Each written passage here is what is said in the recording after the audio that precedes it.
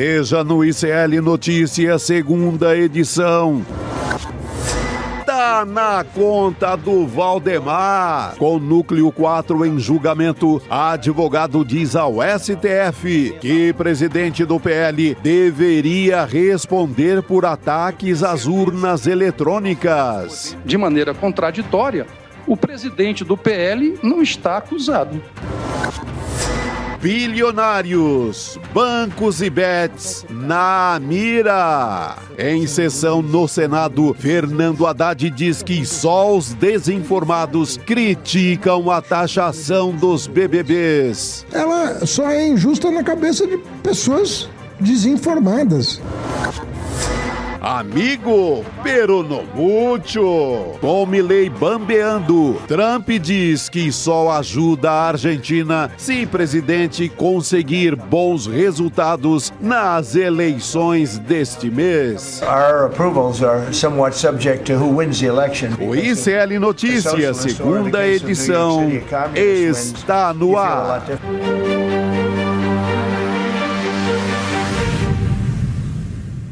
Olá, boa tarde. Seja muito bem-vindo, seja muito bem-vinda. O ICL Notícias, segunda edição, está começando. Já estamos ao vivo nos nossos canais do Instituto Conhecimento Liberta, Eduardo Moreira, no canal da Voz Trabalhadora no YouTube. Boa tarde para você que nos ouve pela Web Rádio São João, em Quixadá, no Ceará. E também na Rádio Cultural, na região da cidade de Torres, no Rio Grande do Sul. Hoje a nossa formação está um pouquinho diferente, Chico Sá está de folga, semana passada ele estava de aniversário, vocês lembram? Então hoje ele está tirando folguinha de aniversário. E, gente, algumas pessoas aqui no nosso chat já descobriram antes da gente anunciar, mas José Arbex, professor, está aqui junto comigo no estúdio hoje, Arbex.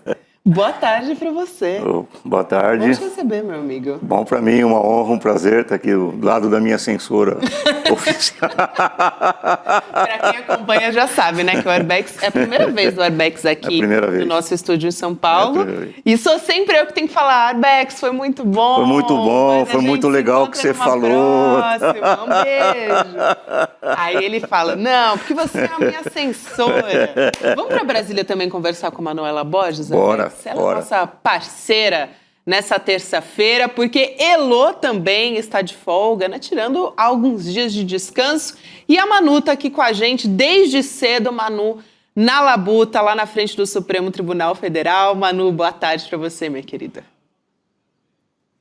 Boa tarde, Gabi. Boa tarde, Arbex. Todo mundo aí super ligado no N2. Manu, a Manu que está acompanhando o julgamento do Núcleo 4, Arbex, começou hoje vamos explicar um pouco o que é o Núcleo 4, né? Que é aquele que é acusado de disseminar as fake news, desinformação contra as urnas eletrônicas. O que a gente teve até agora, e a Manu vai poder explicar muito melhor para a gente, mas trazendo um pouco do contexto. O Paulo Gonet, procurador-geral da República, pediu a condenação dos 7 réus desse núcleo, que é o 4. Um dos acusados, ele ficou mais conhecido porque ele é presidente do Instituto Voto Legal, o tal do IVL, que preparou um estudo sobre a segurança das urnas a pedido do Partido Liberal, o PL. O advogado é o Melilo Diniz, né, Manu, que representa o presidente do IVL, que é o Carlos César Moretson Rocha. Ele buscou passar a responsabilidade dos crimes ao presidente do PL, o Valdemar Costa Neto, que não foi denunciado pela PGR nessa história. Vocês lembram disso, né? Ele chegou a ser apontado no relatório, mas a PGR não denunciou. E o que a defesa está alegando? Que o IVL nunca indicou fraude nas urnas e atribui a responsabilidade pela disseminação dessas fake news aos integrantes do próprio PL. Então a gente tem essa fala, estava contextualizando um pouco para a gente poder entender melhor essa história. Vamos assistir. Foi o IVL que procurou a Justiça Eleitoral para fazer uma representação? Não, foi o PL. Usou como base o relatório? Usou.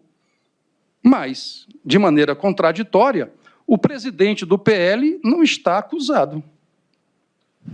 Valdemar Costa Neto, em testemunho, disse, não estou acusado e venho testemunhar aqui para dizer o seguinte, o trabalho foi técnico, o trabalho foi absolutamente em cima do que foi contratado e, para complicar, o engenheiro Carlos Rocha não tem nada a ver com a decisão do PL de levar essa representação ao egrégio TSE.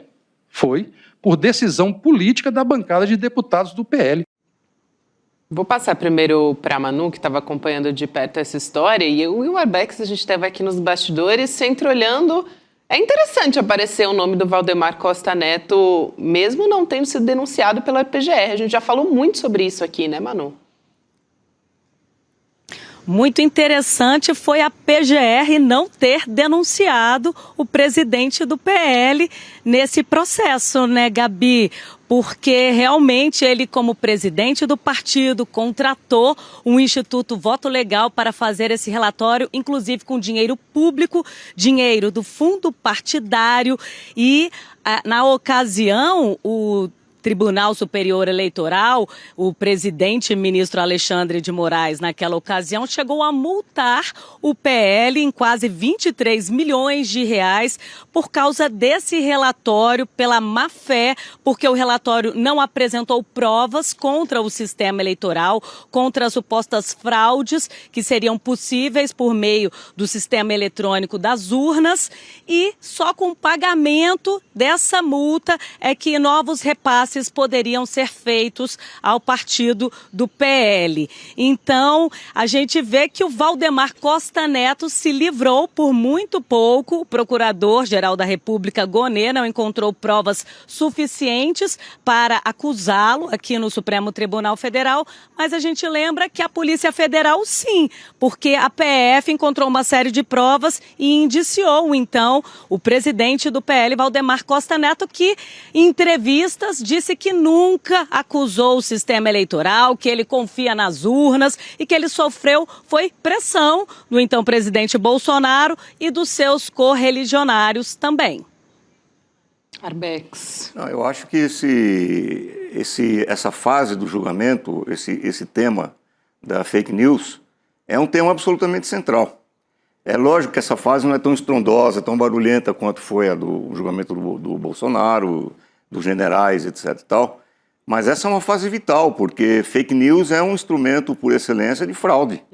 Você disseminar fake news é você interferir no rumo das eleições, interferir nos resultados, mobilizar a opinião pública, lançar clima de desconfiança em relação à legitimidade do processo eleitoral e, portanto, colocar em xeque a própria democracia.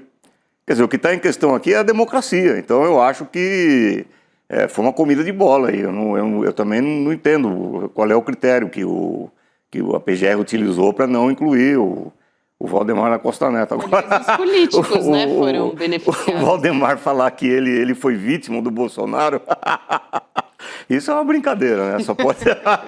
Só pode ser uma brincadeira falar que o Bolsonaro é que obrigou o Valdemar Costa Neto a fazer alguma coisa, né? Eu acho que tem nada a ver. Agora, a gente tem que ficar de olho nessa fase do julgamento, porque nós estamos trabalhando com aquilo que é o elemento central na defesa da democracia, que é o controle das fake news. É uma coisa vital para nós. Muito bem. Manu... É uma forma de se proteger, né? Claro. Isso. Vai lá, Manu. O Valdemar dizer que ele foi pressionado pelo então presidente, pelos deputados do partido, porque ele já sabia que o bicho ia pegar aqui no Supremo. Então ele falou o quê? Deixa eu já dizer que eu não tenho nada a ver com isso, que foi pura pressão, que eu fui coagido aí por Bolsonaro. E aí aquele fogo amigo que o Valdemar Costa Neto nos presenteia com várias pérolas, né? Então as entrevistas dele são muito reveladoras. E é isso, e ele se livrou desse processo e o mais curioso, gente, eu acho que o que mais chamou a atenção no dia de hoje foi o advogado do Instituto Voto Legal dizer em pleno julgamento que o Tribunal Superior Eleitoral teria dito que seria importante sim instaurar o voto impresso no Brasil. Uma informação que foi desmentida pela ministra Carmen Lúcia. Ela esperou o advogado terminar a sua exposição e falou, olha, desculpa. Eu acabei de engolir um inseto aqui. Perdão. Vivo, é demais. Tem vários, sério. Tem vários insetinhos aqui. Eu acabei de engolir um. Não, essa daí vai até pro prensadão, hein? Mas peraí. Nós estamos tendo que engolir um sapo, que é a ausência do Valdemar. Então, estamos empatados. Você engole inseto daí, nós engolimos sapo daqui. Isso, ela protagonizou na vida real. Proteína. Então, gente, o que aconteceu? A ministra Carmen Lúcia, o advogado, disse que o TSE teria, sim, dito que era importante ter o voto impresso, que foi derrubado aqui no Supremo Tribunal Federal, e a ministra Carmen Lúcia disse negativo. Em nenhum momento o TSE aceitou ou validou ou disse que era importante ter esse tipo de voto impresso. A gente sabe que, inclusive, até voto de cabresto, que pode ser usado aí como uma forma de manipular, de comprar votos. Então, esse foi o ponto mais alto do julgamento de hoje. Manu, essa atitude da ministra Carmen Lúcia não é a primeira vez. No Núcleo Crucial, vocês vão se lembrar, o Arbex também, ela também teve essa postura de pegar falas de defesas, né, de advogados e fazer pontuações que, aliás, foram bem importantes para que a gente entendesse. Um outro momento, até sobre urnas eletrônicas, a ministra Carmen Lúcia foi muito didática, dizendo, olha, não é isso que foi colocado. E até naquele momento o advogado que estava falando sobre voto impresso, ele até reformulou o que estava sendo dito. Então, o papel da ministra Carmen Lúcia, mais uma vez, tem se mostrado muito atenta a cada detalhe desse processo, né, Arbex? Agora, Gabi, tem um aspecto disso tudo aí, que é esse negócio do Valdemar da Costa Neto falar que foi pressionado.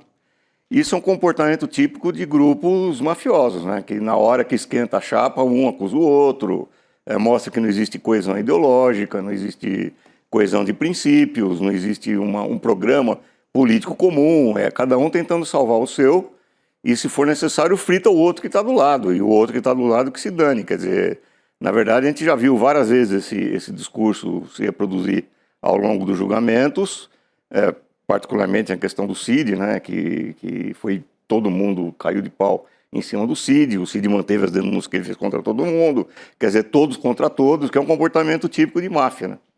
O que mostra que esse grupo, o grupo da extrema-direita, ele se coesiona não em torno de uma ideologia, em torno de um princípio, em torno de um programa político, em torno de um projeto nacional ou qualquer coisa que o valha. Exatamente. Ele se coesiona em torno dos interesses privados e particulares de cada um. No momento que esses interesses são checados, cada um atira para todos os lados e quem está do lado que se cuide, porque Excelente, Arbex. Todos contra todos. Excelente essa avaliação do Arbex, e é um termômetro realmente, mais uma vez, de como a direita está embaralhada para 2026. E teve um outro ponto que você trouxe agora há pouco, Arbex, que eu acho que vale trazer também, uma fala aqui do Melilo Diniz, que é o advogado, estava procurando o nome dele, é o advogado do Carlos César Moretson, que é do IVL. Ele estava falando sobre como a desinformação pode atingir qualquer pessoa e usou um exemplo do Alexandre de Moraes. Então, para a gente falar mais uma vez sobre desinformação, a gente vai assistir esse trecho. Vamos lá. É necessário fazer um parênteses. Repito, é um momento histórico onde qualquer desinformação pode ser atribuída a qualquer pessoa. Quer ver? Se eu disser que o ministro Alexandre de Moraes, eminente ministro, é torcedor do Palmeiras, isso é não só injusto, como acaba por trazer consequências quando ele for lá no Itaquerão. E para o senhor também. Claro. Consequências sérias. Seríssimas. Não, isso é gravíssimo, Gabi, isso é insuportável. Não tem dá. como, não, né, não tem como. Não tem como. Ultrapassa todas as medidas do aceitável. Sabe o que me chama a atenção? Vai lá, Manu. É que, por exemplo, o próprio Bolsonaro, né, teve que pedir desculpas ao Alexandre de Moraes Porque sim, diversas vezes ele disse que estavam levando 5 milhões aqui, 5 milhões ali. Até me chamar a atenção ele não ter sido processado por calúnia, difamação, porque as fake news, elas vêm de todos os lados e elas são tão enraizadas na sociedade, né, na tiazona do Zap, que não checa nenhuma informação e da importância do jornalismo profissional, que é uma profissão que tem o dever de checar, de ir atrás do fato, da informação correta realmente. Então, essa propagação que a gente vê que depois, para desfazer uma fake news, é muito mais difícil, porque a fake news, eu acho que tem até um estudo que ela propaga numa velocidade muito maior do que a verdade. Não, só para fazer uma analogia aqui, Gabi. Claro. Quando agora ficou claro lá nos Estados Unidos que a maioria da opinião pública deixou de apoiar Israel, está contra Israel, por causa das informações disseminadas principalmente via TikTok. O TikTok se tornou uma fonte de informação central, principalmente para a juventude. O que os caras acabaram de fazer agora? O Netanyahu pediu que um bilionário amigo dele, sionista, apoiador de Israel, comprasse o TikTok lá nos Estados Unidos. Quer dizer, o TikTok agora vai estar submetido a uma censura pró-Israel, porque os caras sabem a importância que tem a notícia disseminada pelas redes sociais, principalmente por uma rede como a TikTok. Então, o controle da informação disseminada é central para a disputa política, é fundamental. É fundamental para garantir a democracia, garantir a liberdade de informação. É por isso que eu falei, essa etapa do julgamento ela é muito importante, porque ela diz respeito a 2026. Como é que as redes vão se comportar em 2026 e como é que a questão das fake news vai ser tratada pela justiça brasileira. Eu acho que é um momento decisivo que nós estamos vivendo agora. É uma fase importantíssima do julgamento.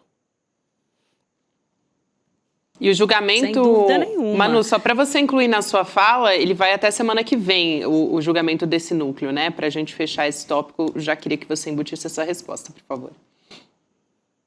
Isso, hoje, na verdade, o presidente da primeira turma, que recém assumiu, Flávio Dino, o comando da primeira turma, ele suspendeu a sessão que estava marcada para amanhã, então será retomado só na terça-feira o julgamento. Então, essa é a expectativa.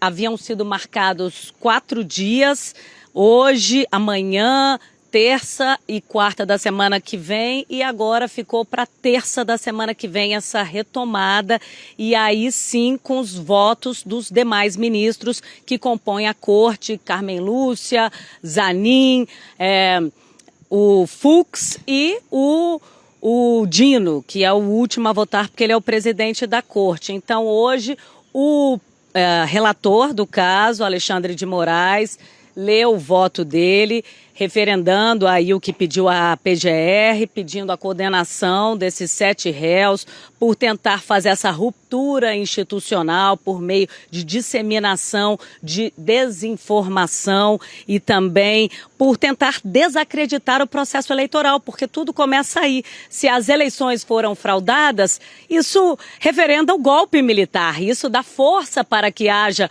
um golpe no país, essa ruptura institucional. Então, a gente vai acompanhar semana que vem essa retomada. Manu, e aí mudando um pouco de assunto para o ministro da Fazenda, o Fernando Haddad, porque hoje teve várias falas importantes, né? Ele defendeu a taxação hoje dos BBBs, então bilionários, bancos e bets, como alternativa àquela derrota envolvendo a MP do IOF, que a gente tem conversado muito aqui também. Ele participou hoje da Comissão de Assuntos Econômicos do Senado, deu entrevista antes, falou durante também, tem vários trechos interessantes. Ele disse que essa proposta não vai aumentar a carga tributária no Brasil, mas vai promover justiça tributária. E também criticou o uso de desinformação, já que a gente está falando aqui de desinformação, também fala sobre isso o ministro da Fazenda. Vamos assistir.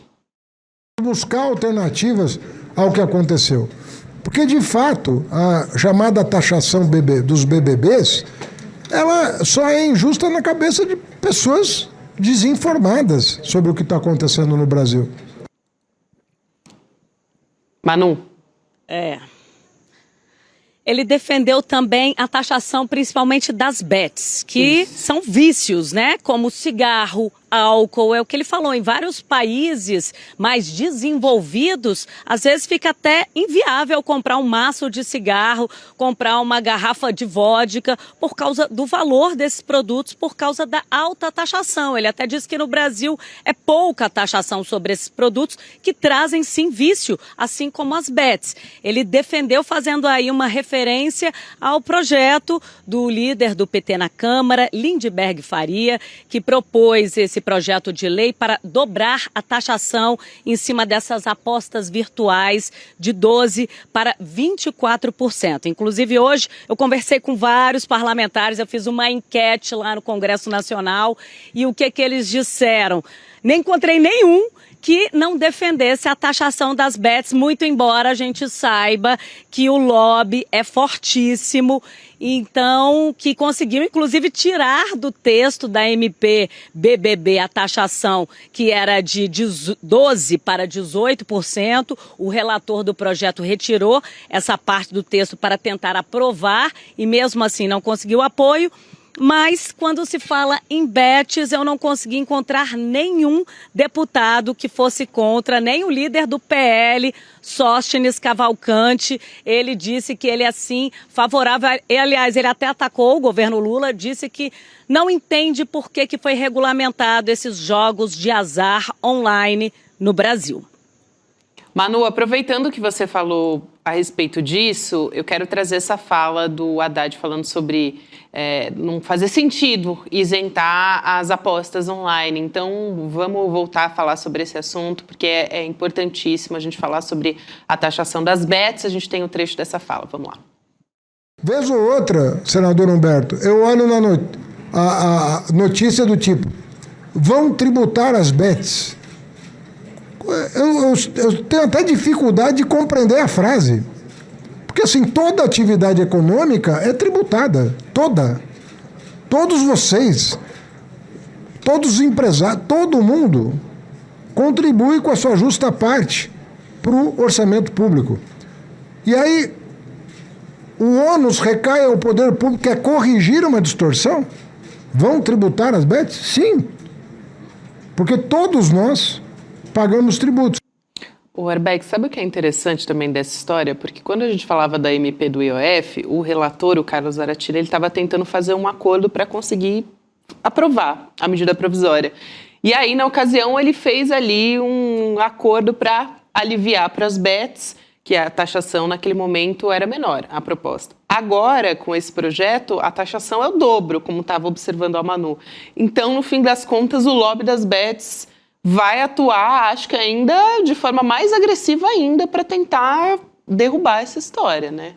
Pois é, mas aí, Gabi, eu vejo a responsabilidade do próprio governo nisso. Isso aí. Uhum. Porque o Haddad disse, com razão, de que só apoia os bilionários, as bets, os bancos, a isenção de impostos para os ricos, quem está mal informado, certo? Ele falou isso, está mal informado.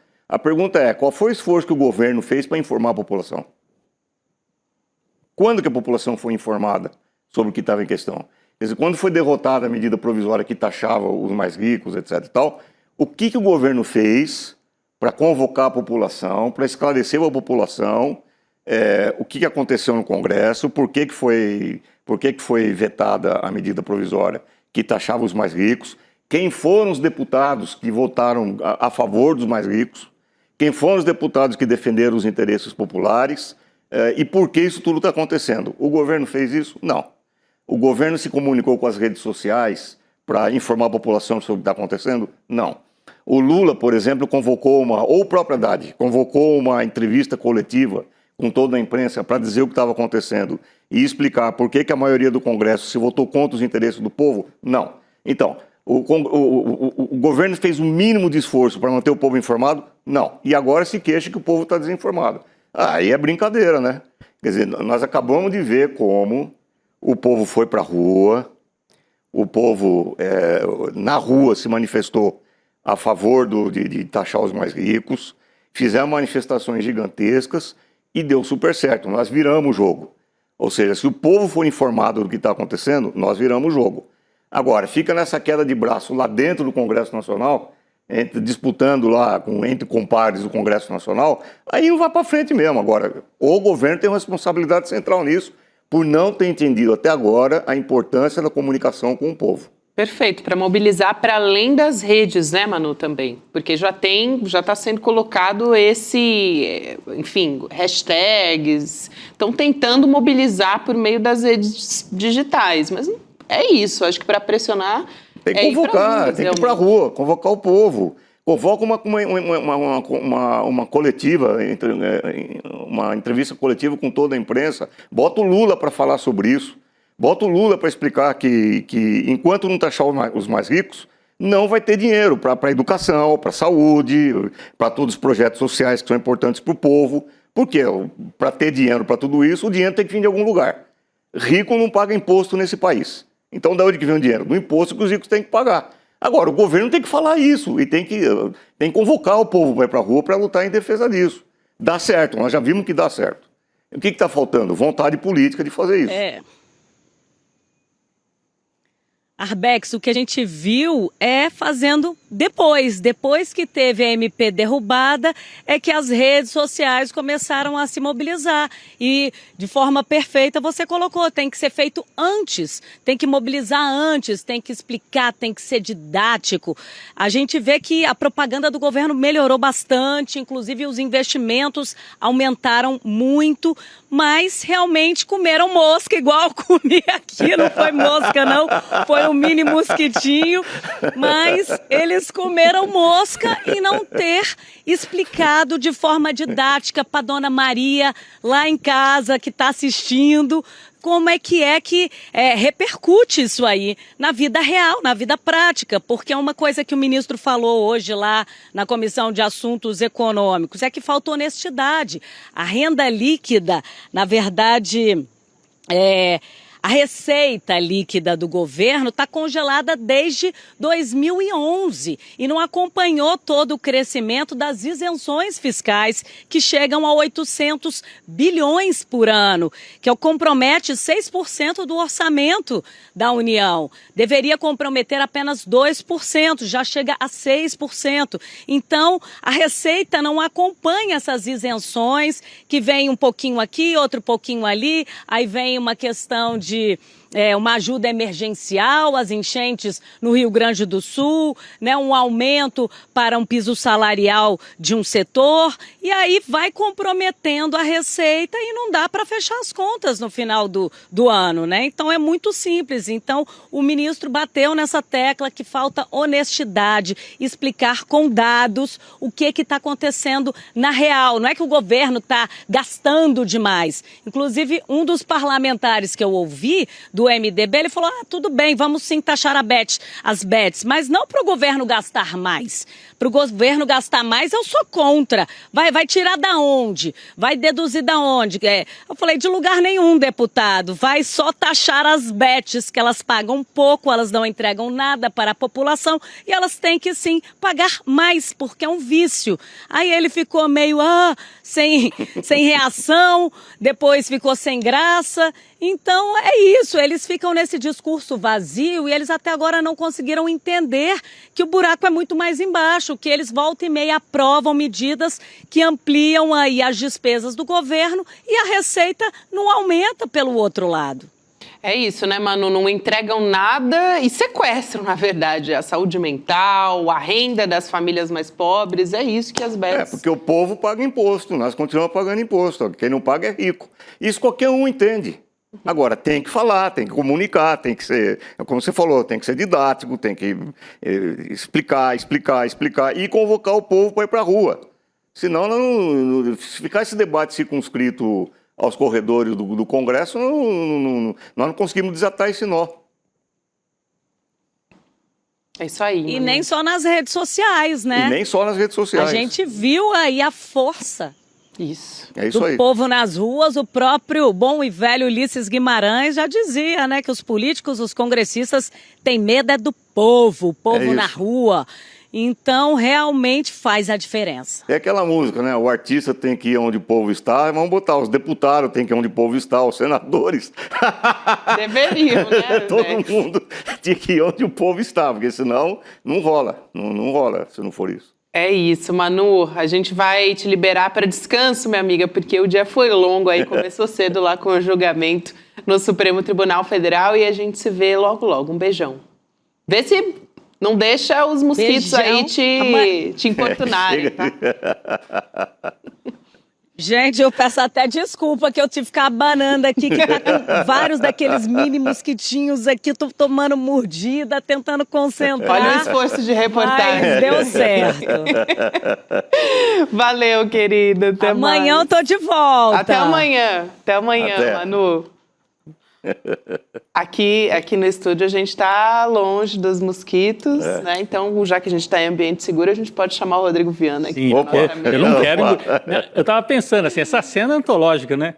Como é que podia transformar isso num slogan do jornalismo do ICL, né? O jornalista pode até engolir um mosquitinho ou outro, né? Mas não come mosca, não é isso? Não come mosca. Não come isso. mosca. Outro dia, Brasília é um negócio impressionante. Outro dia a gente estava com, desculpa, Gabi, a gente estava com o Cacai ao vivo, e aí a Gabi falou pro Cacai assim, o Cacai, tá dando interferência na sua internet. É verdade. Não, são as cigarras aqui do lado. Tá na temporada das cigarras. Então é foi cigarra, mesmo, é Rodrigo. mosquito pra tudo que é lado. Boa noite, Arbex. Opa, boa noite. Prazer estar com você. Prazer é meu. Boa essa formação, né, Rodrigo? Boa. Essa formação inédita aqui no N2. E olha, Bex do chat tá gostando muito também. Muito feliz de ter você aqui junto Mas com eu a estou gente. honrado em estar substituindo o Chico. É uma honra para mim. Ele é maravilhoso, né? Chico sabe que tá no seu, Uma figuraça. no seu descanso. E tá sendo muito bem substituído. A altura de Chico. Eu lembro desses dois, o Arbex e o Chico, eu estava começando na Folha, era bem novinho, eles eram só um pouquinho mais velhos que eu. Um pouquinho. Mais experientes, Os né? dois já eram mais experientes, né, como repórteres. Era um repórter especial, eu acho que o Arbex já era. E logo depois foi para Moscou, e o Chico Sá era repórter de política, tinha acabado de cobrir a derrubada do Collor. Eu estava cobrindo, eu entrei na Folha em 1990, eles estavam lá, já. É isso. Então estamos nos reencontrando agora. 35 Bom, anos Arbex, depois. Muito bom. Nosso professor Arbex isso. também, que o Arbex é professor de jornalismo, né? Enfim, e dá aula aqui com a gente no Série Notícias também. E Arbex, a gente falava agora há pouco de política nacional, você chegou a falar do Donald Trump e teve um encontro hoje lá na Casa Branca, né? Do Donald Trump com o Javier Milei. O Javier Milei foi até a Casa Branca depois de os Estados Unidos anunciarem uma ajuda financeira de 20 bilhões de dólares para a Argentina. Só que é interessante a condição que o Trump impôs, você viu isso, Arbex, para a Argentina? Vai depender do resultado das eleições legislativas e essas eleições elas estão marcadas para acontecer no dia 26 agora de outubro. Então, assim, gente, o socorro vai vir só se a direita da Argentina, que é a direita do Javier Milei, sair vitoriosa. E pelos últimos acontecimentos, não sei não, mas vamos assistir a fala do Donald Trump. Our approvals are somewhat subject to who wins the election, because if a socialist, or in the case of New York City, a communist wins, you feel a lot differently about making an investment. I think, Scott, you'd feel that if somebody that had no chance, in other words, if somebody wins and has no chance of ever having a great economy because of that philosophy, you would put a halt to what we're doing. Basicamente ele disse, se um socialista, um comunista vencer a eleição, então não tem como continuar com esse projeto nosso, que é um projeto de grande economia. E a imprensa argentina está destacando isso, é a principal manchete, né? Põe entre aspas assim, se ele não ganha, se o Milei não ganha, a gente vai embora, diz o Trump, isso é a manchete do Página 12, se não ganha, nós vamos, né? Destacando a fala do Trump. Então, assim, nos Estados Unidos eles têm isso, né? Não gostam de loser, né? O negócio de loser, os perdedores, eles não gostam. Então, o Milei, você vai lá e ganha a eleição e aí a gente sustenta o teu governo. É uma ponte para ver se ele chega até a eleição, parece mais isso, né? Eu acho que inclusive um problema chamar esse pacote de ajuda ou de socorro, porque não é. Na verdade é um pacote de chantagem e extorsão. Quer dizer, o Trump ele condiciona essa ajuda muito, entre aspas, a Argentina liberar o lítio, a exploração do lítio, a exploração de terras raras, ao Milei, enfim, vendeu o país. Aliás, ele está sendo chamado pela imprensa na Argentina do vendedor da Argentina. É o cara que está rifando a Argentina, ele está fazendo aquilo que o Paulo Guedes anunciou que ia fazer. Vocês lembram que o Paulo Guedes, no começo do governo Bolsonaro, teve uma reunião em Washington com os bilionários, ou em Washington ou em Nova York, não me lembro. E o Paulo Guedes falou, eu vendo tudo, até o Planalto. Até o Planalto. Eu vendo tudo, até o Planalto. O Milei está fazendo isso, está vendendo tudo, absolutamente tudo. E o Trump está sendo transparente. A maneira do Trump, ele está sendo transparente. Quer dizer, agora, o que está acontecendo na Argentina é uma verdadeira tragédia. Eu tenho conversado com pessoas que moram na Argentina, que vivem lá. A situação está assustadora. Assim, você está pegando setores da classe média, quase alta, que já não estão conseguindo pagar as contas do mês, já não tá conseguindo colocar comida na mesa. Tá um desastre a economia do país. Agora, o sistema eleitoral argentino é muito louco, né? Eu já tentei entender várias vezes, é indecifrável aquele sistema eleitoral, porque as leis variam de região para região, de província para província, é um negócio maluco. E existe uma remota possibilidade, eu acho remota, mas existe uma remota possibilidade do Milei, de alguma forma, conseguir ainda algum resultado positivo. Isso seria uma tragédia, quer dizer, já teve agora as eleições na província de Buenos Aires e ele tomou um pau muito forte. Até por isso que o Trump fez essa fala, né? Até por isso que o Trump está pretendendo dizer que se ele ganhar, as coisas vão melhorar na Argentina. Na verdade, ele acompanhou, desculpa, Rodrigo, porque ele está acompanhando o noticiário, está vendo os escândalos relacionados à irmã do Javier Milei, o Congresso que está impondo derrotas ao Javier Milei também, enfim, tem essa questão, tudo isso o Donald Trump está vendo, né? Então o Trump não gosta de ficar do lado de quem está perdendo. E aí ele faz uma espécie de uma chantagem com o eleitor argentino. Eleitor. Olha aqui o cheque para vocês, mas eu só entrego se vocês votarem em quem eu estou dizendo para votar. Olha a interferência internacional, né? O Trump condicionou o apoio. Eu estou vendo aqui o jornal La Nación também, que é um jornal conservador. É perfeito isso. E eles estão dando assim, se perde, nós seremos generosos. Então, se o Milei perde, aí não vai ter ajuda. E aí ele quebra a Argentina. Aquele eleitor indeciso, de repente vai pensar, mas aquela ajuda dos Estados Unidos não vai vir. É uma tentativa de dar um empurrão. Agora, as pesquisas, o Arbex falou, na província de Buenos Aires, que é a mais populosa, tem quase 40%. 40%. Ali a oposição peronista deve ganhar com uma boa margem, mas o Milei está apostando nas províncias do norte, do noroeste argentino e tal, Córdoba, né, que é uma província que geralmente vota mais para o lado conservador, para tentar reverter. Mas dificilmente ele ganha. O que ele pode fazer é diminuir a derrota. Né? Diminuir a derrota. Diminuir a derrota para conseguir chegar até o final do mandato. Porque se ele toma uma derrota violenta nas legislativas, ele pode virar um Fernando de la Rúa, que teve que sair de helicóptero da Casa Rosada. Já estamos falando isso. É o novo Fernando de la Rúa. Em vários locais que ele foi na última semana, ele saiu a pedrada. Literalmente, o povão jogando pedra. E para quem não se lembra do Fernando de la Rúa, foi uma fase na Argentina em que o grito que pegou nas ruas é que se vayan todos. Se vayan todos. Inclusive os congressistas, políticos, senador, deputado, presidente, eles não podiam entrar em nenhum lugar público porque eles eram escorraçados pela população. E muita gente dizendo que a Argentina está entrando numa fase semelhante em relação ao governo. Embora Cristina Kirchner, que agora está presa, ela está com um prestígio muito grande, né? Porque os peronistas estão conseguindo capitalizar em cima do descontentamento do Milei. Uhum. E um outro detalhe em relação a esse pacote aí do Trump, eu li outro dia um cálculo. Esse pacote, em grande parte, o dinheiro nem ficaria na Argentina. Seria emprestado para a Argentina pagar o que ela deve para quem? Para os amigos do Milei, que investiram Os caras investiram na Argentina, querem receber o dinheiro de volta. Não deixar quebrar. A Argentina não tem como pagar, aí o Trump dá para a Argentina o dinheiro para eles pagarem os amigos do Trump. Uhum. Quer dizer, é uma fraude total, uma farsa absoluta.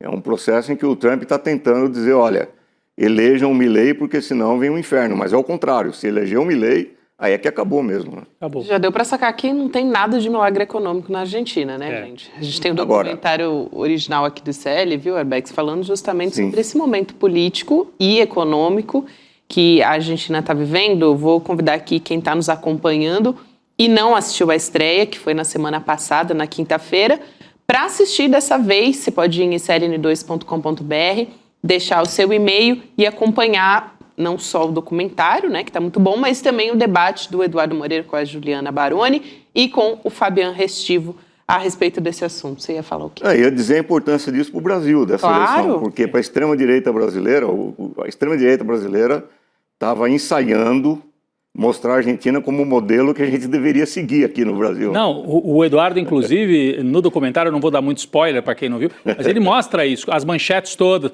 o Milei é um exemplo. O Tarcísio deu uma entrevista falando, o Milei é o meu exemplo, é claro, eles seguem a linha do Paulo Guedes, então seguem a do Milei. Ele está nessa situação que está, é muito didático para a gente mostrar aqui para os brasileiros também, né? Então, aliás, o Tarcísio é o cara, né? Ele vai com o chapéu do MAGA, dá tudo errado. Aí ele torce pro Milei e dá tudo errado. Está numa fase muito boa o Tarcísio, Gabi, mas aproveitando, né, que a gente trouxe essa análise importante desse dia em que o Milei está lá na Casa Branca, o convite a mais para você então assistir, se inscrever aí pelo sln2.com.br, que está aqui na tela, você se inscreve, põe o e-mail, é rapidinho, e a nossa equipe...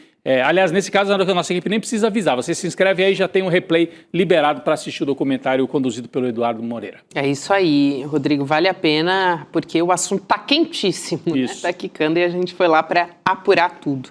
Rodrigo, a gente trouxe um assunto importante que a gente vai tratar aqui também no N2, lá no Urgente. Laura Couto trouxe em primeira mão também, né, da PGR, concluindo os ajustes finais do parecer sobre o pedido de prisão preventiva do Eduardo Bolsonaro. Então, a gente teve, segundo a apuração da CNN Brasil, e a gente trouxe no Urgente também, o pedido que foi endereçado ao STF pelos deputados da base governista, por entenderem que o Eduardo Bolsonaro, né, tem demonstrado sucesso em relação à atuação dele nos Estados Unidos, quando o governo estadunidense concretizou medidas de sanção contra o Brasil, o Eduardo, né, a PGR, decidiu que não vai pedir a prisão. Essa é a atualização. Saiu agora a respeito desse assunto. Saiu agora às 5h30, Gabi. É isso aí. A atualização de que a PGR disse não, porque havia o pedido feito pelo PT e pelo PSOL, prisão para o Eduardo Bolsonaro, ainda que fosse inócua nesse momento, porque ele está sem efeito, né? Porque ele está lá nos Estados Unidos. Mas aí havia o pedido do PT e do PSOL, de que a prisão deveria ser decretada, e isso deveria passar pela Procuradoria. O Paulo Gonet disse não cabe. Por que ele disse não? No entendimento da PGR, não cabe aos deputados Lindbergh, Farias e Talíria pedirem a prisão de Eduardo Bolsonaro. Na prática, o Gonet preferiu apontar um motivo técnico e não se meter nessa história agora. Então não vai andar nesse momento, a partir desse pedido do PT e do PSOL, a prisão preventiva do Eduardo Bolsonaro, Gabi. É isso, então, Rodrigo. É um recado muito claro ali. O Lindbergh Farias, né, que tinha feito o pedido, um dos parlamentares, na verdade, que tinha feito esse pedido, então responde pro Lindbergh, olha, a gente que decide se vai pedir a prisão do Eduardo Bolsonaro. Fato é que ele continua lá fazendo as articulações nos Estados Unidos enquanto isso, né, Arbex? Mais uma vez, o que isso evidencia é que a pressão tem que vir do povo. Quem vai exercer pressão para mudar alguma coisa é o povão. Não é o âmbito das articulações políticas, ele é importante, tem que fazer isso que o Lindbergh fez, tem que entrar com processo, tem que mover ações, tem que mobilizar os deputados, os senadores, tem que mobilizar tudo isso. Agora, sem haver pressão popular, fica muito complicado, fica difícil, porque a tendência das instituições é se acomodarem dentro dos marcos possíveis de uma suposta estabilização. Vamos manter tudo, botar pano quente aqui, tentar resolver aqui entre nós, não vamos mexer muito com esse assunto, vamos deixar a coisa rolar.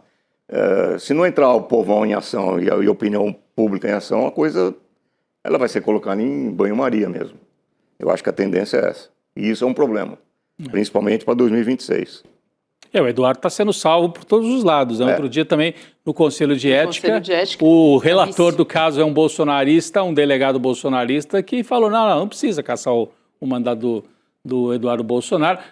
Eu diria assim, sendo bem pragmático, que ele está fazendo tanta besteira. Dizem até que o Lula tem chamado o Eduardo Bolsonaro de o camisa 10. Ele é o camisa 10 do Lula, de tanto que ele está ajudando o Lula. Então, assim, deixa, quando um inimigo está errando muito, não interrompa. Não interrompa, Né? deixa Então, ali. Deixa, faz mais, Eduardo. Vai errando mais aí dos Estados Unidos, porque está ajudando o lado da democracia. Mas, pensando do ponto de vista institucional, né, é um absurdo que um deputado paga com o dinheiro da gente, esteja lá, o mandato ainda não foi questionado, está lá como deputado federal, atuando ao lado do Trump e dos trumpistas contra o Brasil, contra as instituições brasileiras, contra a economia brasileira, contra os empregos dos brasileiros. É um absurdo. Agora, do ponto de vista da política para 2026, parece que tudo que ele faz está, na verdade, ajudando o Lula. Né? É isso. É isso aí, gente. Agora, posso também continuar naquele assunto do Fernando Haddad? A gente falava um pouquinho com a Manuela Borges a respeito das taxações. E um outro que é importante são essas ações. Na verdade, é mais uma parte dessa conversa do Fernando Haddad sobre o que vem aí depois dessa derrota relacionando ao MP. A MP, na verdade, do IOF. Ele diz que ele pode cortar mais de 7 bilhões, o ministro da Fazenda, de reais em emendas parlamentares no orçamento de 2026. Agora o negócio vai ficar tenso lá no Congresso, porque ele deu uma entrevista para os jornalistas antes de participar dessa audiência pública. A gente trouxe aqui algumas falas do Haddad na audiência, na Comissão de Assuntos Econômicos do Senado. Esse corte ele deve acontecer se o Congresso Nacional não aprovar medidas para recompor essa perda de arrecadação que foi causada pela derrubada dessa MP que eu falei agora, né, que previu o aumento de impostos. Então, a previsão atual é que as emendas parlamentares somem quase 53 bilhões de reais em 2026. É interessante essa proposta, Rodrigo, porque já tem aquela movimentação, que a gente vai falar um pouco daqui a pouco também, mas acho que vale a gente colocar as duas coisas, que é aquele pente fino que o governo federal está fazendo e já demitiu alguns cargos, acho que menos de 10 cargos, cargos importantes relacionados ao Centrão, né? Então, indicado, por exemplo, Ciro Nogueira, de outros parlamentares relacionados ao Centrão. E também vai sentir essa semana qual é o resultado que isso vai ter na votação de projetos importantes, estratégicos, né? Porque os bolsonaristas estão apostando assim, o governo está tirando os cargos do pessoal do Centrão, agora que eles vão votar contra o governo. Mas já estavam votando contra o governo, né, Arbex? Então, com pouquíssimas exceções, essa medida provisória aí é um exemplo. Então, tem um tal de José Trabulo Júnior, a gente tem falado bastante dele aqui, indicado pelo Ciro Nogueira, dentro da Caixa Econômica Federal, simplesmente isso. Ciro Nogueira, principal articulador da direita e da extrema-direita no Brasil, e tinha um indicado dentro da Caixa Econômica, que é um negócio absurdo. O presidente da Caixa é do Arthur Lira.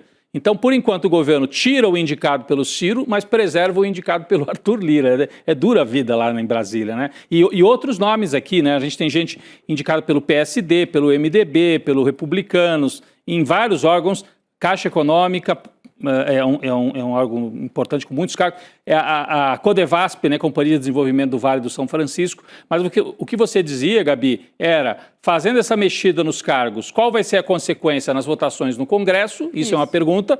E a segunda, o Haddad está dizendo, Arbex, então vocês não quiseram organizar as contas, então vamos cortar das emendas parlamentares. Será que agora vocês entendem? Meio isso. De 50 e poucos bilhões em emendas, o Haddad está propondo cortar 7, que seria 15%, é quase nada das emendas. É quase nada. Né? 15%. Isso, de qualquer maneira, é um vespero, né, para os deputados do Centrão que contam com isso para a campanha do ano que vem, né?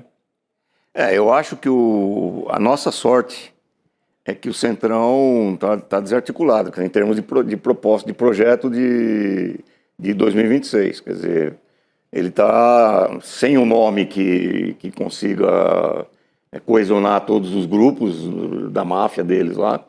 Ele está sem uma estratégia eleitoral. Eles estão tomando porrada atrás de porrada do Lula, porque agora o Lula está disparando nas pesquisas de opinião. E os caras estão desarticulados, eles não sabem direito por onde andar. Quer dizer, isso afeta a estratégia dos vários grupos que atuam dentro do Congresso. Uhum. Eles vão se articular em cima do quê? Quem é que vai ser o articulador-chefe? Quem é que vai continuar sendo Lira? Vai ser um outro? Quem é que vai capitanear todo esse processo de negociação com o governo federal. Eu acho que o Haddad, quando ele faz um anúncio desse, ele está botando ele está implodindo um monte de articulaçõezinhas lá entre os mafiosos, que agora ficam... Quem é que vai redefinir para onde vai essa grana se o Haddad realmente fizer isso? Quem é que vai ser prejudicado? Quem é que vai continuar recebendo dinheiro de emenda? Quem é que vai perder essa mamata? Eu acho que está jogando certo. Eu acho que o Haddad está no caminho, está utilizando a linguagem dos caras. Né? Eu ia pedir para a nossa equipe, Rodrigo, colocar aqui um pouco na nossa tela os demitidos do Centrão. Aquele quadro, tem um quadro, uma arte, né, como a gente fala. Né? São duas telas aqui que a gente vai colocar para as pessoas terem uma ideia de quem já saiu. São pelo menos 7 pessoas confirmadas, ligadas a esses partidos de Centrão, né, do Centrão. A gente tem algumas apurações da imprensa em relação a isso. Então, está aqui na tela, a gente tem o José Trabulo Júnior, você falou dele ontem, né, Rodrigo? E agora, acabei de falar de novo, que é esse assessor da Caixa. O consultor da presidência da Caixa, que é ligado ao Ciro Nogueira, a Juliana Azevedo Bianchini, que também é da Superintendência de Agricultura do Estado do Paraná. Tem várias pessoas ligadas à agricultura aqui, só que de diferentes estados. Tem aqui o Wellington Reis do Maranhão, o Jesus de Nazareno de Sena do Pará, que foi indicado. Todos esses 3 aí que a gente está vendo nessa tela são do PSD do Porque eles são superintendências do Ministério da Agricultura nos estados. O Ministério da Agricultura é de um cara do PSD, né? O Fávaro. Então, ele pendura gente do PSD em cada superintendência nos estados. E agora o que o governo está fazendo é tirar, porque provavelmente no Pará, o PSD do Pará, o PSD desses estados, deu votos contra o governo. Então, é uma forma de fazer o ajuste de contas com esses deputados, né? Você ia trazer mais nomes, né, Gabi? Isso, tem mais 3 nomes, Rodrigo. O Everton Augusto Paiva Ferreira, também superintendente da Superintendência de Agricultura, nesse caso de Minas Gerais, também está na cota do PSD, que é no Kassab. E o Paulo Rodrigo de Lemos, que é vice-presidente de Sustentabilidade e Cidadania Digital da Caixa, indicado pelo PL de Bolsonaro. Pelo PL ainda? Não é possível. Pois é. Está certo isso? Estou lendo certo? É isso mesmo, Rodrigo. E tem também o Igor Gomes Brasil, do DENIT de Roraima, indicado pelo MDB nesse caso. Mas tinha ainda um indicado do PL nessa história, então esse pente fino é mais que necessário. Está um pouquinho atrasado, eu diria. Ali, né? Está um pouquinho. E o que o Arbex falou, né? Política, os caras fazem política, e principalmente o Centrão, com expectativa de poder. Então, se eles tivessem um polo aqui bem organizado, com expectativa de poder para 26, eles falaram assim, vale a pena brigar com o governo, mesmo que a gente perca alguma coisinha, porque depois a gente vai ocupar até muito mais do poder. Isso aí. A gente vai ganhar em bloco. Agora, se eles não têm, quem é o candidato? Não sabemos. Bolsonaro, que tem voto, não pode concorrer. E quem quer concorrer não tem voto. Então eles ficam assim, será que vale a pena uma briga total com o Lula? Ou é melhor algum tipo de composição para não perder a eleição de deputado, que é o que interessa para eles? Né? Porque daí, não temos projeto nacional, dane-se, eu quero salvar lá o meu pedacinho lá no interior de Minas, no interior de São Paulo, no interior da Bahia, e conseguir me eleger com essas emendas. Então é isso que está em jogo nesse momento. O Kassab é um cara que sempre põe um pé em cada canoa, né? Um pé, uma mão em cada canoa. Agora não tem canoa. Não tem canoa. A canoa... Onde é que ele vai se apoiar, né? A canoa virou, levou. Os caras estão, ainda mais o Lula agora, o governo está numa fase que ele pode nomear muita gente para coisas importantes, né? Inclusive no Supremo. Vai ter uma vaga agora aí. Só que eu tenho até medo de falar que o Lula vai escolher alguém para o Supremo, porque o cara, ele tem um dedo errado para escolher gente para o Supremo. Algumas nomeações do passado ainda nós estamos pagando por elas. Não estamos pagando o preço. É isso. Eu quero também, já que a gente está falando aqui de assuntos que são importantes para o Centrão, tem uma história que está dividindo bastante ali os deputados, que é o PL da anistia dos golpistas. Ficou de fora da pauta, mais uma vez lá na Câmara, mas o Paulinho da Força continua negociando, tentando colocar o Paulinho da Força de Solidariedade, né, que é o relator dessa história, ele tenta ainda, ele está há semanas negociando essa história, ajustar as penas dos condenados pelo 8 de janeiro, só que não tem consenso nas bancadas. Então, o que está acontecendo agora é que o Paulinho da Força está tentando apostar numa última tentativa. Ele vai apresentar ainda está dentro da possibilidade, né? Nessa terça-feira, o texto final para os líderes partidários para tentar viabilizar a votação. E é uma última cartada para essa história. Se ele não conseguir o apoio até o final dessa semana, o projeto deve ser engavetado, é o que a gente espera, por favor, até o final do ano, porque depois vem eleição, enfim, aí vai ficar difícil realmente colocar essa pauta em votação. Mas qual que é o texto? Acho que isso que a gente tem que prestar atenção. Reformulado.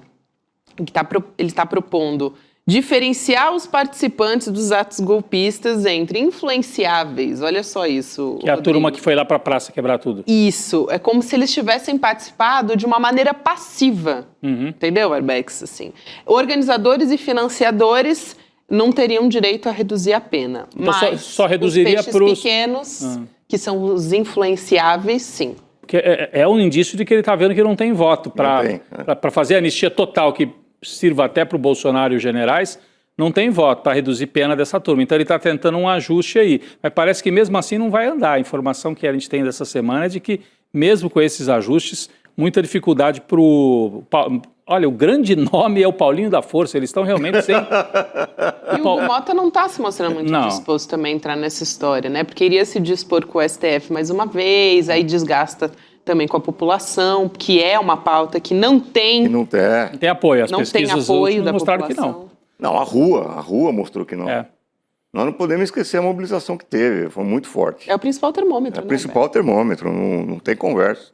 É isso. E aí os bolsonaristas ficam num tudo ou nada, ou é anistia total, não é nada, e o lado do governo, dos partidos mais à esquerda também não querem, então não tem voto. Hoje ele não teria voto para aprovar esse meio do caminho aí, uma anistia pela metade, vamos dizer, ou uma redução de pena que favorecesse os pequenos, ou que favorecesse até o Bolsonaro. Hoje está difícil que ande isso na Câmara.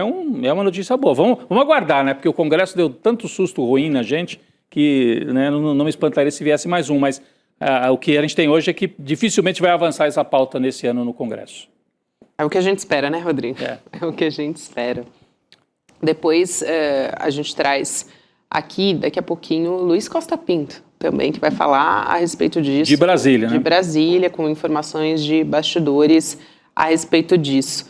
Estava aqui esperando a minha voz na consciência me dizer se a gente já tem que avançar nesse sentido, porque tem uma história muito curiosa que a gente estava prevista para falar.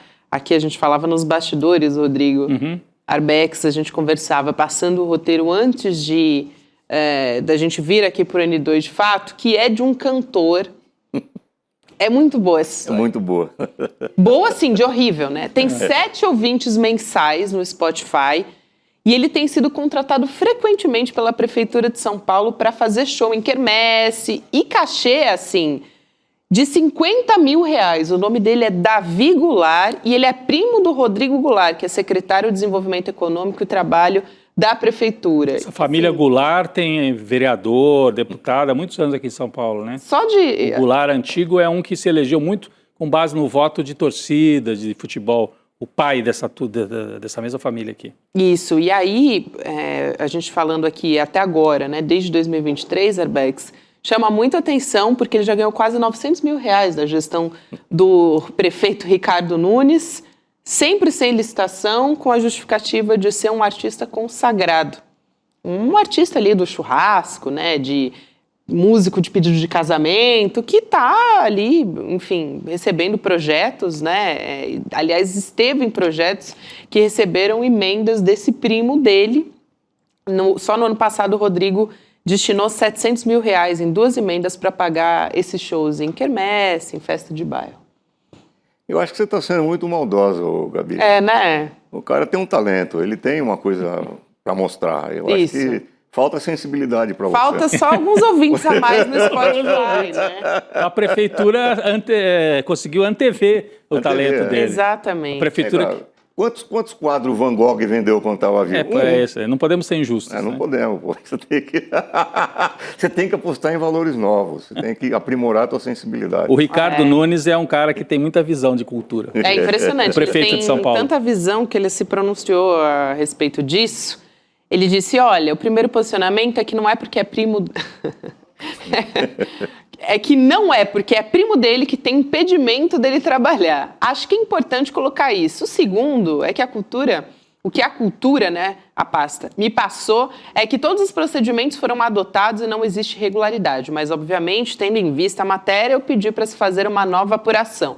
E se alguém errou, se houve alguma falha, as pessoas serão responsabilizadas. Mas, a princípio, a contratação foi legal. Quer dizer, o critério com certeza não é, porque ele é primo...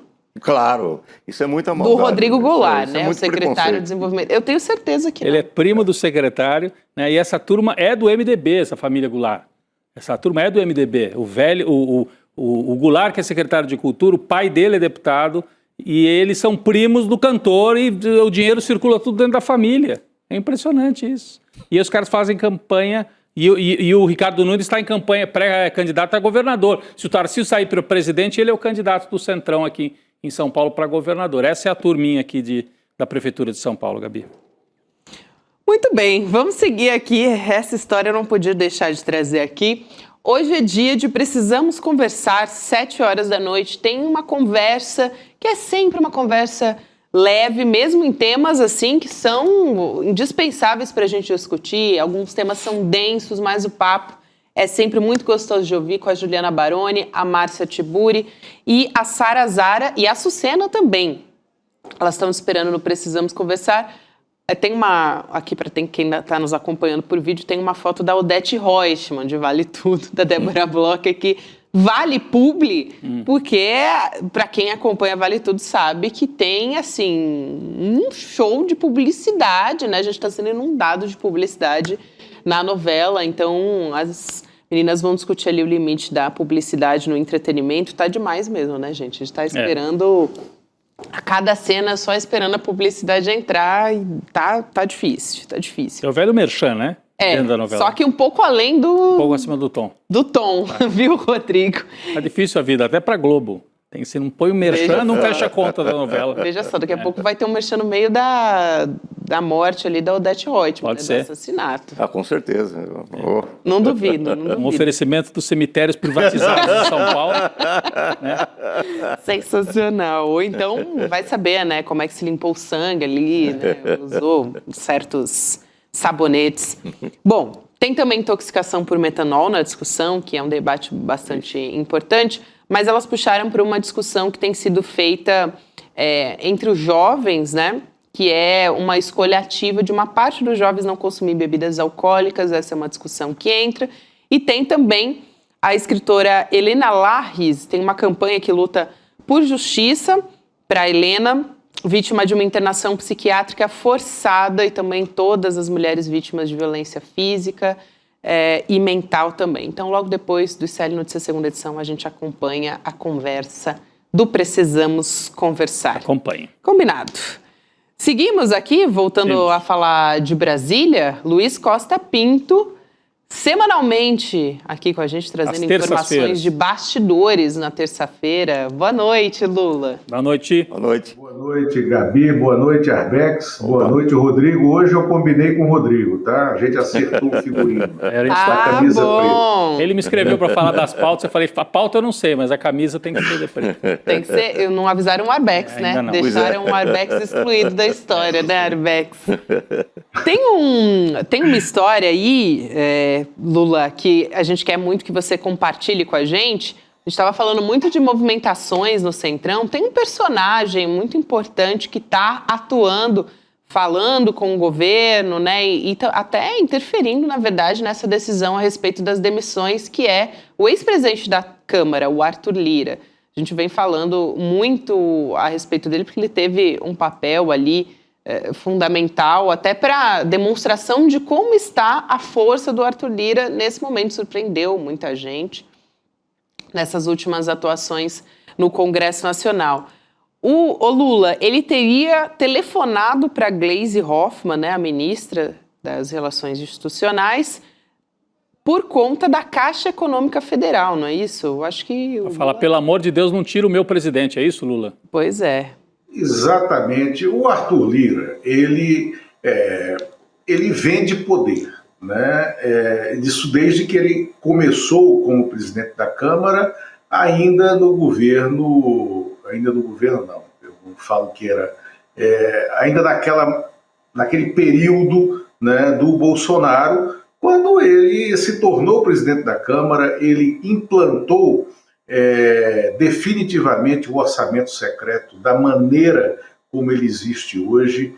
Ele implantou as emendas PIX, que são irrastreáveis, e com isso, na operação do orçamento, aliado ao Ciro Nogueira, que era ministro da Casa Civil, e que nomeava as pessoas no governo Bolsonaro, no período do Bolsonaro, ele tinha a total expressão de poder para dentro do Congresso, inclusive no Senado, porque o Rodrigo Pacheco não era, na época, ele era presidente do Senado, ele não era um operador de poder dessa qualidade, não era um operador de poder de se envolver na negociação política de baixo clero. Então, e quando o Arthur Lira define que o sucessor dele será o Hugo Mota, preterindo o Elmar Nascimento, que era, até aquele momento, o maior amigo dele dentro do Congresso, o maior aliado dele dentro do Congresso e líder do União Brasil, ele fez isso para sinalizar: olha, o Hugo Mota é confiável a mim, né? Ele me serve. E o que a gente está vendo o Arthur Lira fazer é ele demonstrar que ainda tem poder, que ainda é perspectiva de poder. E jogando a última cartada para tentar ser senador por Alagoas. Neste momento, ele não está no jogo firme. Os candidatos ao Senado, nesse momento em Alagoas, são, com possibilidade de eleição, o Renan Calheiros, pai, e o Alfredo Gaspar, né, esse relator que é um amalucado, é um desqualificado, relator da CPI do INSS, inclusive dando os shows particulares dele, né, na CPI de uma maneira imprópria. O Arthur Lira é o terceiro. E o Arthur Lira está jogando, tem uma carta na manga, eu já falei disso aqui em outro programa, que é a segunda vaga que vai abrir no ano que vem no TCU, né, porque abrirá uma agora em fevereiro, né, é uma vaga da Câmara. O Arthur Lira tem o compromisso de eleger o deputado Odair Cunha, do PT, seria o primeiro petista eleito lá, é a vaga do Haroldo Cedrais, mas abrirá uma segunda vaga no ano que vem, do ministro, não me ocorre agora o nome, é o ministro Gaúcho, que foi o relator das contas da Dilma no processo de impeachment, foi quem glosou as contas da Dilma, né? Ele antecipará a saída, vai abrir uma vaga e o Arthur Lira tem a disputa dessa vaga como sobressalente para o projeto político dele. Mas enquanto faz isso, e até para executar esse projeto, ele precisa mostrar que tem força no parlamento.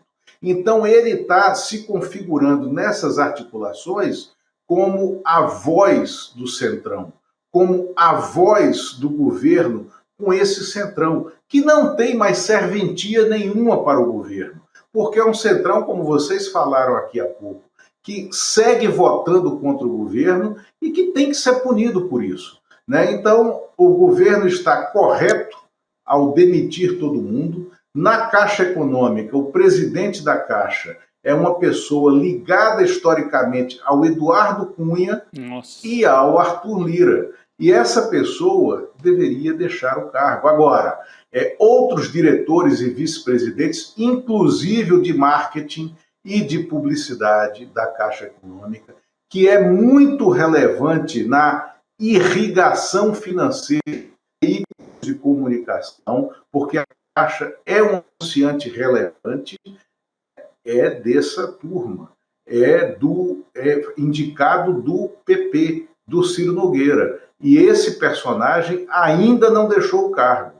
É importante que o facho de luz, né, do governo se volte para esses cargos no Banco do Brasil, na Caixa Econômica no Banco da Amazônia. O Banco da Amazônia, que também tem pessoas ligadas a essa turma na sua diretoria, aumentou a verba de publicidade esse ano de 2 milhões para 24 milhões, fez uma licitação e venceu uma agência de publicidade e comunicação de Minas Gerais ligada ao pessoal do Aécio Neves, né, lá atrás, e que tinha ligações com o pessoal do Bolsonaro, né, aqui enquanto o Bolsonaro foi presidente da República. Então, essa vassourada já passou da hora de ser feita, né? Ela tinha que ter sido feita já há algum tempo, quando se viu que o governo estava refém de um projeto político que não era seu no Congresso. Ô Lula, aliás, antes eu vou passar a palavra para vocês. Não, se você quiser, né? se você quiser avançar. Eu ia só aqui aproveitando que o Lula estava olhando para 2026 e para vagas que também são pleiteadas e que no fim das contas são negociações políticas. O deputado José Guimarães, ele deu uma declaração interessante também, Arbex, o líder do governo na Câmara, né? Defendeu o envio assim, de poucos projetos para o Congresso em 2026, aqueles projetos-chave, e ligar o modo de eleição. Vou ler aqui o que a Para ser educado, dele. Ligar o modo eleição, é assim que ele está chamando. Assim, no sentido de que o governo talvez não tenha muito com o que contar, né, no Congresso em 2026. Mas você ia trazer a frase dele exatamente, né, Ele Gabi? deu uma entrevista para o podcast As Cunhãs. Ele disse o seguinte: o governo, na minha opinião, não tem que inventar muita coisa para ir ao Congresso. Pouquinha coisa para não ter problema. É votar o orçamento, tem uns 3 projetos importantes e ligar o modo eleição em 2026. E o Herbeck, foi o que ele disse, que agora tem que focar as energias já olhando para 2026. E nesse momento que a gente está acompanhando um crescimento da popularidade do governo também, né? Não, pois é, o que me deixa impressionado com tudo isso daí é a maneira como os acontecimentos foram se desenrolando a partir de abril, numa velocidade vertiginosa. Porque abril foi o tarifaço do Trump. Que deu aquela um empurrãozinho, né? Tarifa todo mundo. Aí Eduardo Bolsonaro vai lá para os Estados Unidos e começa a articular o tarifaço no Brasil, achando que ia empurrar o governo Lula para a beira do precipício. E o que acabou acontecendo é que ele foi para o precipício E o Lula se recuperou. Não, e aí o que aconteceu? Quando falha essa estratégia de detonar o governo Lula, isso prova, evidencia que o Bolsonaro está encurralado, desaparece o Bolsonaro como alternativa. Desaparecendo o Bolsonaro como alternativa, não tem ninguém que coesiona a extrema-direita. Então agora os caras estão eles estão pendurados no andaime sem nada por baixo para segurar, quer dizer. Então eu vejo de uma forma diferente do que foi dito aqui pelo José Guimarães. Eu acho que o momento agora é de pegar os projetos que interessam ao povo, jornada 6x1, a taxação dos mais ricos, e botar o pé no acelerador ao máximo, com todos esses projetos de lei, convocando o povo para ir para a rua, para aprovar todos esses projetos e mostrar que o governo Lula é um governo que atende aos clamores, às necessidades do povo. Eu acho que esse é o momento, não é o momento de mostrar cautela. Nós estamos... A direita está desbaratinada, ela tá sem projeto, como a gente disse agora há pouco. É o momento de pegar esse processo todo aí, que o Trump deu de presente para o Trump e Bolsonaro. Eles deram de presente para o governo Lula, botar o pé no acelerador, pegar esses projetos que são importantes para o povo e fazer uma ofensiva. Eu acho que é o momento agora, aproveitar que a direita está sem eira nem beira, está barata tonta, os caras estão dando tiro para tudo quanto é lado, pô.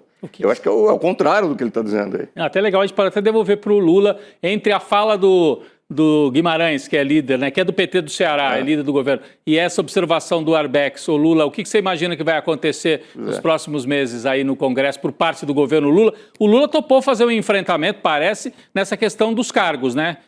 Cortando, mandou a Gleisi cortar. Mas será que ele vai para essa alternativa de colocar projetos para obrigar o Centrão a pelo menos dizer não e aí carimbar nos caras, eles não querem ficar do lado das pautas mais populares? O que você imagina que vai acontecer? Olha, primeiro eu concordo em quase tudo com o Arbeck, só discordo de uma coisa, tá? A direita nunca teve projeto. A direita tinha um nome que podia ganhar a eleição, sim, claro. Mas projeto nunca teve. Projeto de poder, né? Talvez, então, né? Projeto de poder. Então nós concordamos com tudo. Assim, não era nem projeto, era uma ponte para o poder. Qual seria essa ponte? Qual seria o nome dessa ponte, né, para o poder? Mas o José Guimarães é muito responsável por essa ascensão e essa manutenção do Arthur Lira, né, com esse poder, porque ele foi um dos operadores o tempo inteiro, né, do Arthur Lira no governo Lula, né? Tanto que no Palácio se dizia que o José Guimarães tinha que virar, de fato, líder do governo na Câmara, e não líder da Câmara de Arthur Lira no Palácio do Planalto, né? Porque ele sempre foi de muito diálogo, né? E um diálogo inócuo para o governo com o Arthur Lira. Então, o José Guimarães, ele está falando aí uma coisa que é uma platitude da operação de poder em anos de eleição. Agora, o que o governo tem que fazer é exatamente isso que o Arbex falou, é aproveitar e colocar a sua pauta, colocar a sua agenda de esquerda, a agenda que foi eleita em 2022, a agenda que a esquerda apresentou na campanha de 2018, que foi derrotada naquela eleição atípica e assimétrica. E se vocês chamarem, o Zé Guimarães é irmão do Zé Genuíno. E eu não conheço dois irmãos da política que estejam no mesmo campo ideológico e que pensem tão diferente, né? Se você trouxer aqui o José Genuíno, ele vai estar à esquerda do Arbex, aqui, do que o Arbex está propondo, porque o Genuíno, quando começou esse governo, o Lula 3, o Genuíno disse, olha, eu acho que o governo, primeiro, o PT não pode achar que é ele quem governa. Quem governa é o Lula e o PT compõem o governo, né? Porque é um governo de coalizão. E por que ele falou isso? Porque a direita, a centro-direita, os empresários brasileiros, a Faria Lima, eles nunca compreenderam, porque não quiseram, que o PT jamais, quando foi poder, em todos os momentos que o PT foi poder, e mesmo dos momentos em que ele foi derrotado, ele não confrontou a lei, a norma, a Constituição. Ele fez oposição dentro das regras. E quando ele governou, nos governos Lula 1 e 2 e Dilma 1, até ser deposta, né, naquele impeachment sem crime de responsabilidade, o PT fez composições ao centro. O PT fez composições à direita. O PT fez isso que o Guimarães propõe que se faça. E deu errado. Deu errado no Mensalão, quando se inventou uma denúncia para fazer um teste de resiliência das instituições políticas, e deu errado, obviamente, na Lava Jato, quando se derrubou o governo, quando se prendeu o Lula impropriamente com uma denúncia fabricada, né? E nós vivemos esse retrocesso democrático e um retrocesso social no país. Então, o momento agora é de avançar. E aí eu lembro uma frase, Arbex, né? Não trabalhamos ao mesmo tempo na Folha de São Paulo, até porque você está no meu TCC, né, que foi apresentado em 1990 e que o tema era o Projeto Folha, ali que você estava nele, o Carlos Eduardo Lins da Silva, né, à frente, com a liderança do Otávio Frias Filho, que não tem nada a ver, né, com o Luiz Frias, a maneira como ele conduz o jornal, né, e o Otávio Frias Filho sempre falava, na guerra, dê um passo à frente, né, não recue, não fique parado, né, você tem que dar um passo à frente, e é isso que o PT tem que fazer agora, porque nós estamos ainda em período de guerra. Não adianta a gente achar que é a hora de parar, recuar, para fazer uma recomposição ao centro. Não há recomposição ao centro. a gente tem que avançar, ou a gente não melhora esse Congresso da maneira como ele está. Perfeito. Perfeito. Aliás, um outro tema que eu quero trazer aqui, que também diz respeito a esse Congresso da maneira como ele está, né, Lula, é que tem uma tentativa por parte do Paulinho da Força de tentar ainda dar um fôlego para aquela anistia para os golpistas, focando no que ele está chamando de influenciáveis no texto dele, que seriam aquelas pessoas que estavam no dia 8 de janeiro e não os que financiaram ou organizaram os atos golpistas de alguma maneira. No Senado, essa história está batendo de uma forma completamente diferente, né? Aliás, interessante até a gente trazer aqui uma fala, uma apuração, na verdade, que está na coluna do Lauro Jardim, do Jornal Globo, porque o que acontece lá, pelo que se diz, né, não só não acertou as pontas com o Senado, como também o senador Otto Alencar, do PSD, isso fontes do Lauro que indicam isso. Ele preside a Comissão de Constituição e Justiça, teria dito que o projeto de lei para conceder uma anistia é letra morta e não vai andar para lugar nenhum. E mais do que isso, porque segundo a Folha de São Paulo, Otto Alencar disse que ninguém nem conhece o projeto e que o Paulinho da Força nunca deu publicidade ao que está fazendo. E ele disse que ninguém fala sobre isso no Senado, só se fala em outra coisa no Senado. É basicamente isso que ele disse, né, o Arbex. Então, realmente, a gente falava aqui agora há pouco sobre isso, daqui a pouco o Lula vai comentar também dos bastidores, mas parece que não vai mesmo para frente. Assim. Eu acho que a maior evidência disso aí, do fracasso dessa estratégia aí, é a ressurgência do trio capiroto. Né? É verdade, aquela cena, parecia que tinham levantado da tumba, né? Quando os três vêm, Temer, Aécio e Paulinho. É o grande capitão desse tema, é o Paulinho. Essa lembrança que a gente queria esquecer, Rodrigo. Essa cena é inesquecível. Tem que lembrar a gente disso. É o trio capiroto. O trio capiroto. Mas, Lula, o que você diria pra gente sobre isso? Tá morta essa ideia ou ainda não? Eu queria começar justamente por aí. Vocês lembram que no dia em que aconteceu aquela reunião, a gente estava no ar aqui. Sim. E a gente falou o seguinte, e a gente precisa, Arbex, uma vez eu falei para o Rodrigo, que nós precisamos ser que nem as galinhas, que põem os ovos e cacarejam, né? E não como patas, que põem os ovos e não anunciam, né? Não avisam, né? Então, é o seguinte, vamos cacarejar aqui sobre essa análise que aconteceu 2, 3 semanas depois. A gente falava, olha, o Temer e o Aécio estão querendo surfar nessa onda, vai dar errado, eles não representam nada na cena política hoje, no país e no Congresso, né? O Paulinho errou ao fazer aquela viagem, sair de Brasília e ir para São Paulo, para o apartamento do Temer e fazer aquela foto de oportunidade ali. Aquilo foi uma maluquice completa, né? Por quê? Porque na hora que o Paulinho inventou esse projeto da dosimetria, ele atingiu uma articulação do Davi Alcolumbre, que o Davi Alcolumbre já tinha costurado um projeto que era esse que ele agora está falando que vai virar o dele, que pode até reduzir as penas dos que foram levados à cena do crime, né, no dia 8 de janeiro, mas do núcleo de mentiras, de fake news, dos militares e do núcleo crucial que já foi julgado e condenado, não reduz pena.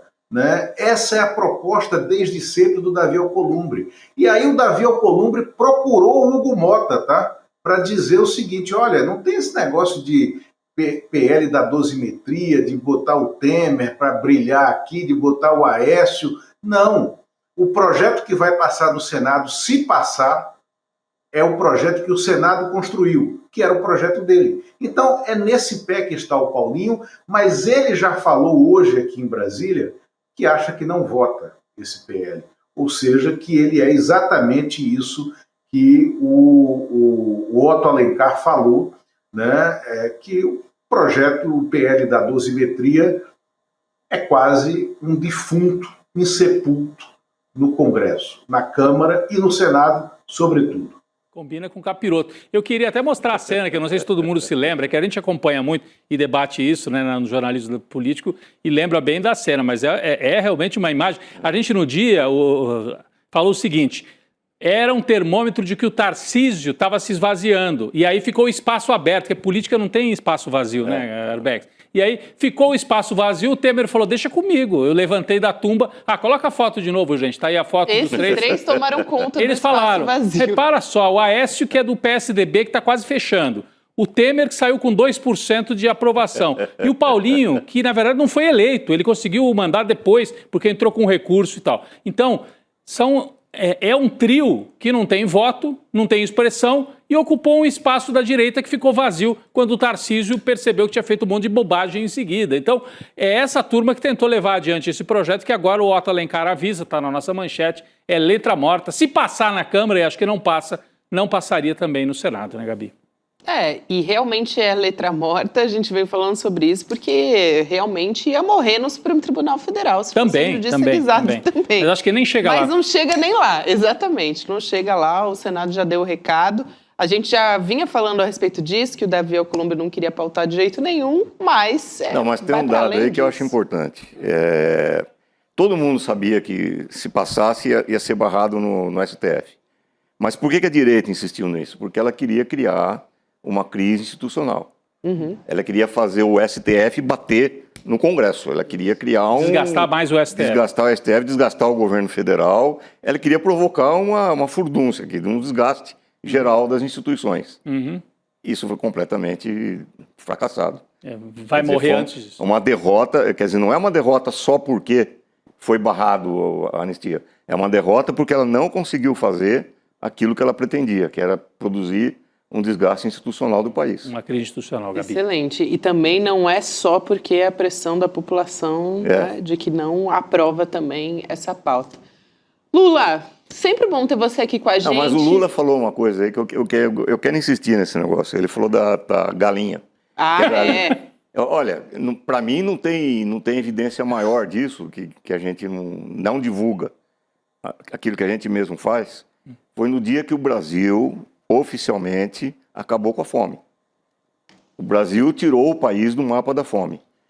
Tinha que ter um puta escândalo em cima disso. O Lula tinha que convocar fazer um pronunciamento. Olha, enquanto no mundo inteiro aumenta a miséria, aumenta a pobreza, se multiplicam guerras, a fome afeta milhões de pessoas no mundo inteiro, o Brasil sai oficialmente do mapa da fome.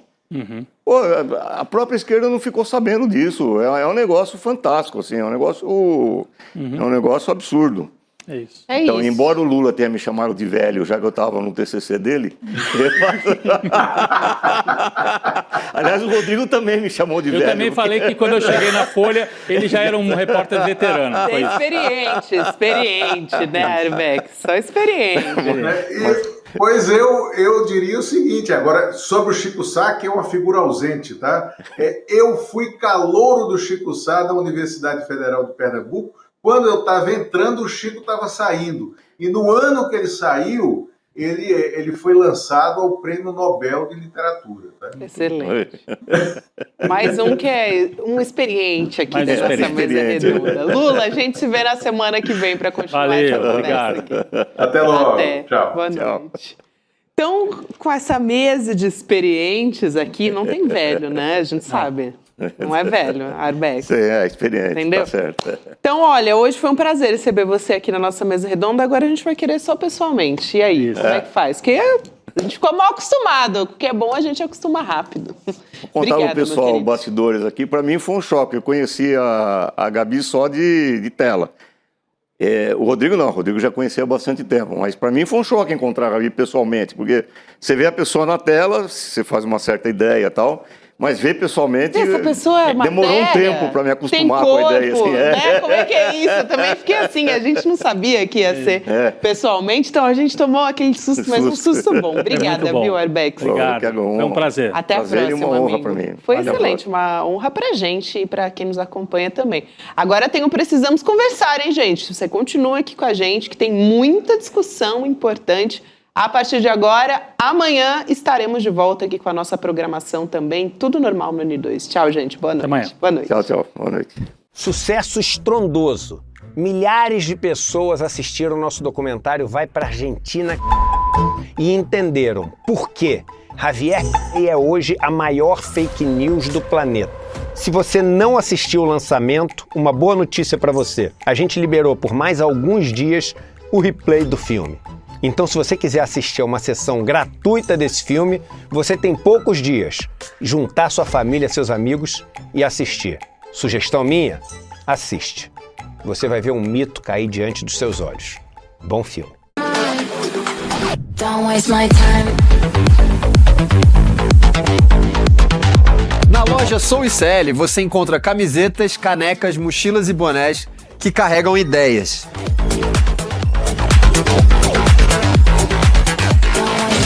Produtos com propósito para quem acredita em justiça, consciência e transformação. Vista, use, leve a luta com você. Acesse souicl.com.br e escolha o que representa você. ICL, souicl.com.br, tá tudo lá.